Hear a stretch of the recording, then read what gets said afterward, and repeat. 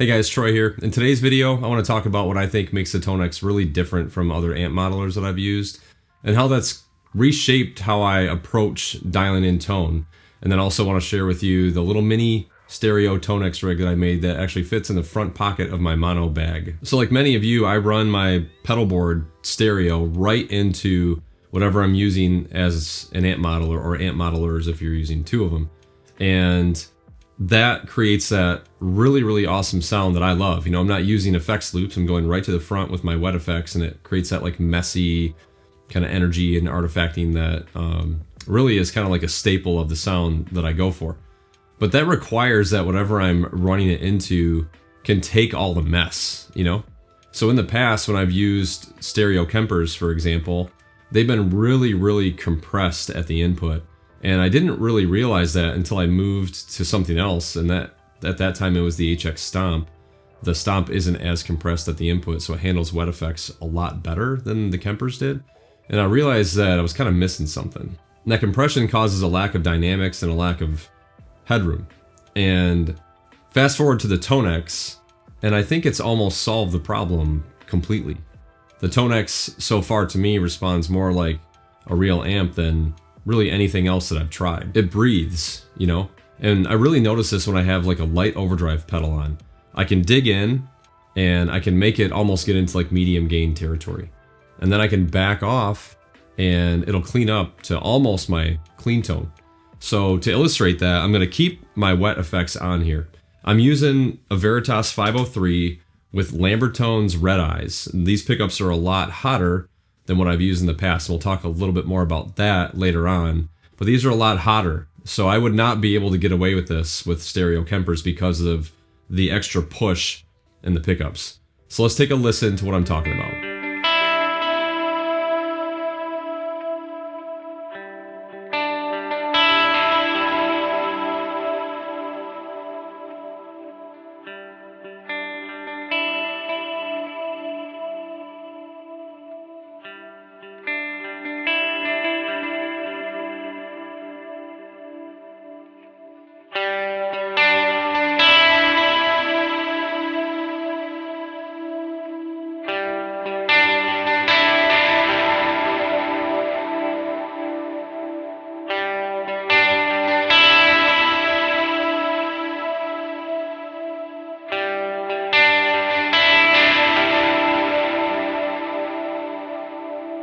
So there I really noticed, right? Started with like a regular picking attack and then brought it down to very feather light on the picking attack, and it was completely clean, really close to completely clean. And then ratcheted up to like a really hard pick attack, and it was almost medium gain territory. And the Tonex just does that so well, responding to picking dynamics, especially when you're talking about integrating it with an overdrive pedal. Another aspect that makes the Tonex different is that it really does the energy and artifacting thing with wet effects, that movement that is just so characteristic of running a pedal board, stereo pedal board, into two real amplifiers. You get this unpredictable movement and these little crackles and these little sounds that are a result of the wet effects hitting the front end of the amp with some force. It really captures that, no pun intended, Tonex captures, right? It really captures that as good, if not better, than any device I've found. I would say the top two that I've used that capture that are the UA Audio Ruby and Dream setup. That it did that really well. So good. And the Tonex does it just as well, if not better. So I'm gonna try to illustrate that. I think it's more of a like an experience thing than it is like I can actually show you what it sounds like. If you've experienced it, you know. So I'm gonna turn on similar wet effects, a little bit of overdrive, and I'm gonna put on some modulation because that'll help with that movement aspect that I'm referring to. So let's take a listen.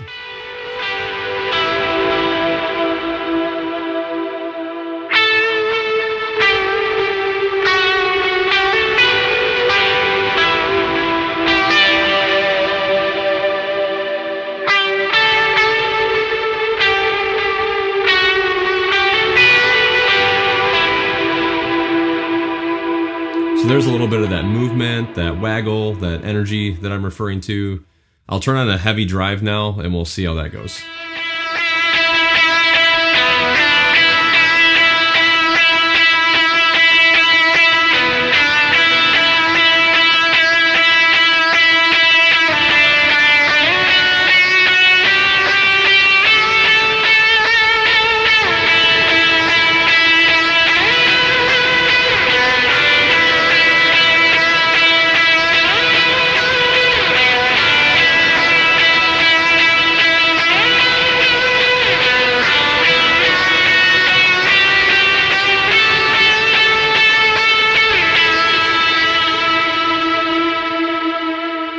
pretty good examples of that movement and energy that I'm talking about. It also illustrates something else.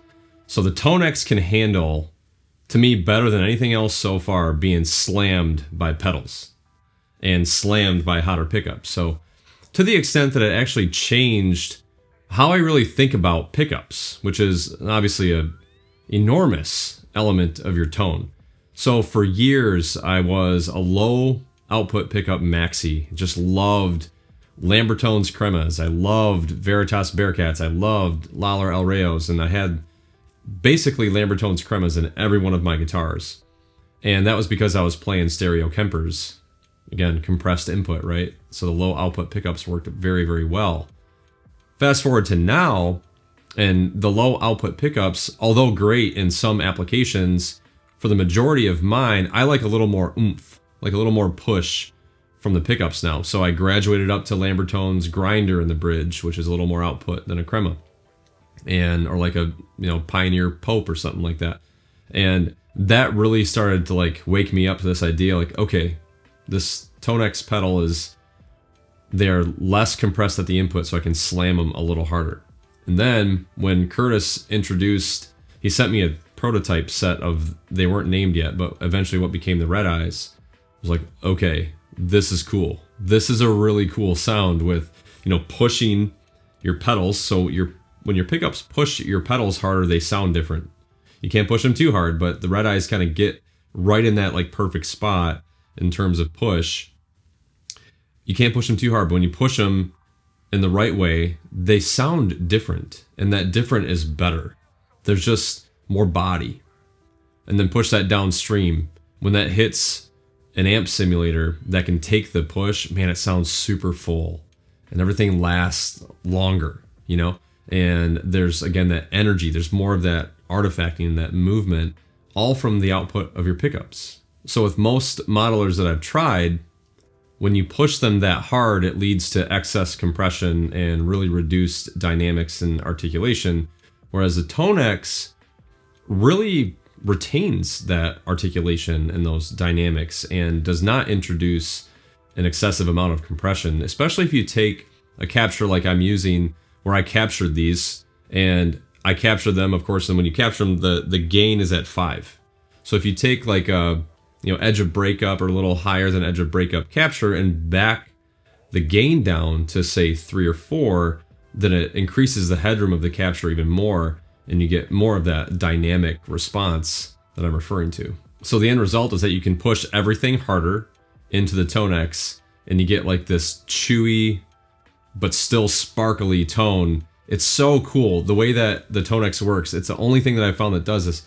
It has like the round, like heavy, really thick bottom end that you want, but you don't lose the chimey top end. You can dig in and still get the treble out of it that you want just by using your picking dynamics. It's, again, the only modeler I've found that does that faithfully like an amplifier does.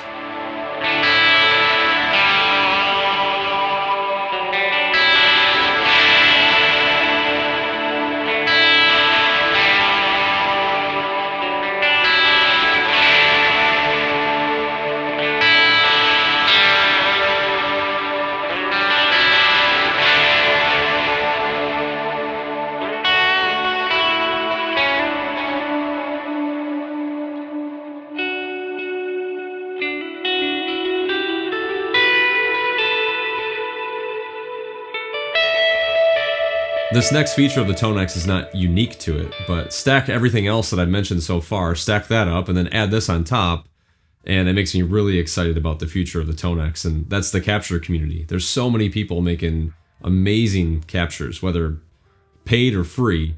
There's a bunch out there to choose from that are really, really good. So unlike the HX Stomp or like the Universal Audio stuff where you're static, right? You are really left with what they offer you. And even if what they offer you is really, really good, we don't have options outside of that unless they decide to release something. Whereas the capture community in Tonex is just so active. I mean, at this point, there's going to be, pretty much limitless options for us to try. And I kind of proved that to myself. I bought a bunch of amplifiers after I used the Kemper for a couple years. I wanted to make my own profiles. I wanted to dial in the amplifiers the way that I wanted them dialed in. And I wanted to profile them that way so I could have them to take to church. So I bought a Benson Chimera, a couple Korg era AC30s, a matchless HC30, a matchless Chieftain, a Fender Pro Sonic. I bought a 64 Vibroverb clone. No, that was the reissue. A 64 Vibroverb reissue. And I bought a Steel String Singer, so a Dumble Steel String Singer clone because I wanted like the SRV thing. I borrowed a 64 Vibrolux. I don't think I'm missing anything. So I bought all those amps and profiled them. I made some dual captures. So I made, or dual profiles back then. So I made, like I would blend the Benson Chimera and the AC30 together and then profile that sound. Or I would blend the HC30, so the matchless, and the Vibrolux, and I would blend those together and make a profile out of those. And I just love those sounds so much. And I love the bass profiles that I made as well. I mean, they were made for me, right? Exactly how I wanted them. And when I got the Tonex, I'm like, man, I really miss those sounds. And I've had it for a while. I finally decided to buy the capture device, and I captured my Kemper profiles with the capture device. And they turn out amazing. To me, anyways. That's what you're listening to as I'm playing. I mean, they are everything I loved about the Kemper and nothing I didn't like about the Kemper. So I was able to get those profiles and put them in the Tonex, and it eliminated all the bad stuff that I didn't like about the Kemper. It was incredible. So that's the age that we're living in right now. I mean, it's so cool to be a guitar player.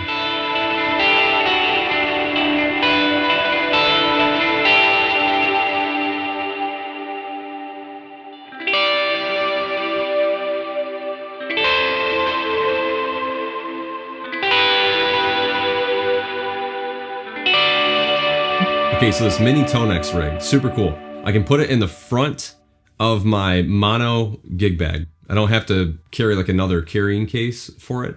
And I think this is great for the folks that don't have room for, you know, 2 Tonex pedals on their pedal board and like a, you know, pinstripe pedals Daiso Plus to flip phase and all that. They don't have room. You know, my 32x16 pedal board is, you know, packed. There's no more real estate left on that guy. I can't fit anything else.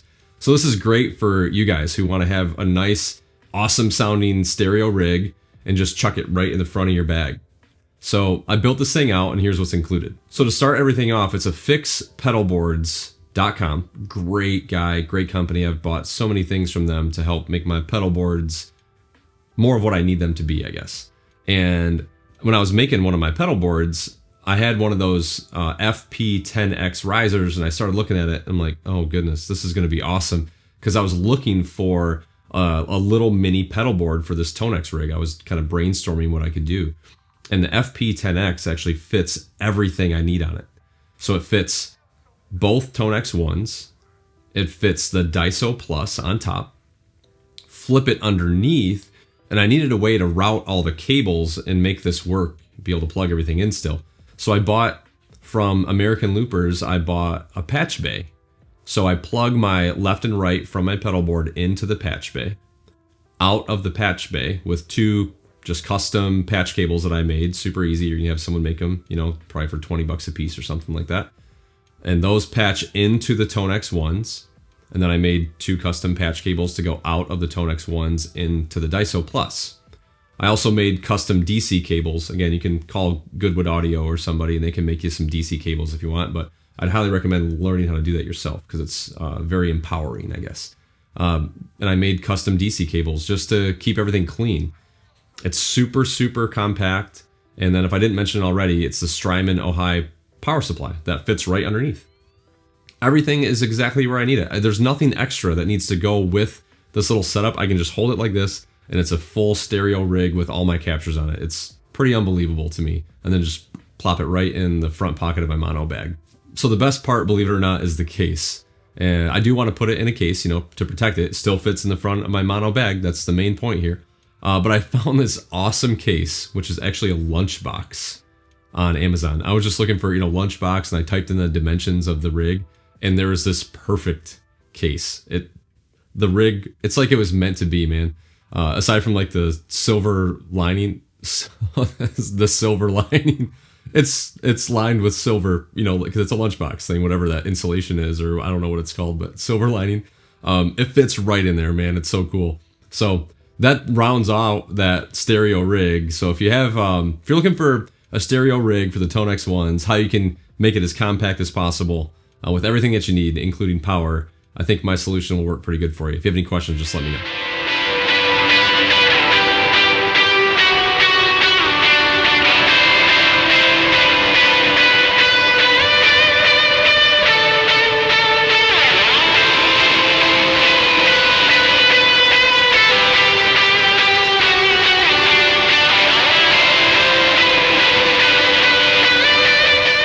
So final thoughts here just to land the plane, right? The Tonex pedals, they changed the way that I approach tone because of their lack of compression at the input. They're super dynamic. They respond to picking dynamics so well. I can hit them with hotter pickups. I can hit my pedals with hotter pickups and then hit the front of the Tonex with hotter everything, basically. And it just really makes this full sound that does that energy and that artifacting, that movement so well when you throw wet effects in the mix. Seriously does it better than anything I've tried so far. And what's so important about that for me is when I have something that does this as well as it does, it helps me think less about it. You've heard me say this almost countless times by now, I'm sure.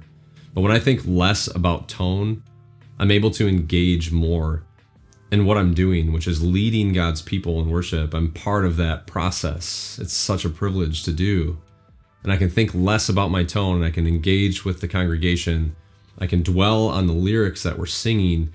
I can sing the songs that I'm playing. I can, most importantly, dwell on the promises of God as I'm worshiping Him, because I'm not thinking about tone anymore. And anything that helps me do that, I'm all in, man. That's what I need to do, because I don't want to think about this stuff as much as I love it as a hobby. When I'm leading the Lord's people in worship, or even when I'm prepping for worship on Sundays, for the worship time on Sundays, I don't want to think about it, man. I just want to worship the Lord. That's what I want to do. So this setup really helps me do that. You know, He is so worthy of our praise, and He's so worthy of our attention and our adoration because of what He's done for us. Our God put on flesh, came to earth, lived a perfect life, the perfect life that we could not live, and then died the death that we all should have died, so that anyone who places their faith and their trust in Him will be forgiven of all their sins, be reconciled to Him, no longer an enemy and no longer a slave to sin, but now a child of God, fully forgiven, reconciled, and righteous, all because of what God did. And that's why He's worthy of our worship and our praise. I do hope this was helpful to you in some way, and it's really my pleasure to help you in whatever way I can. So if you have any questions, please feel free to reach out. Otherwise, we'll see you guys in the next one. Love you.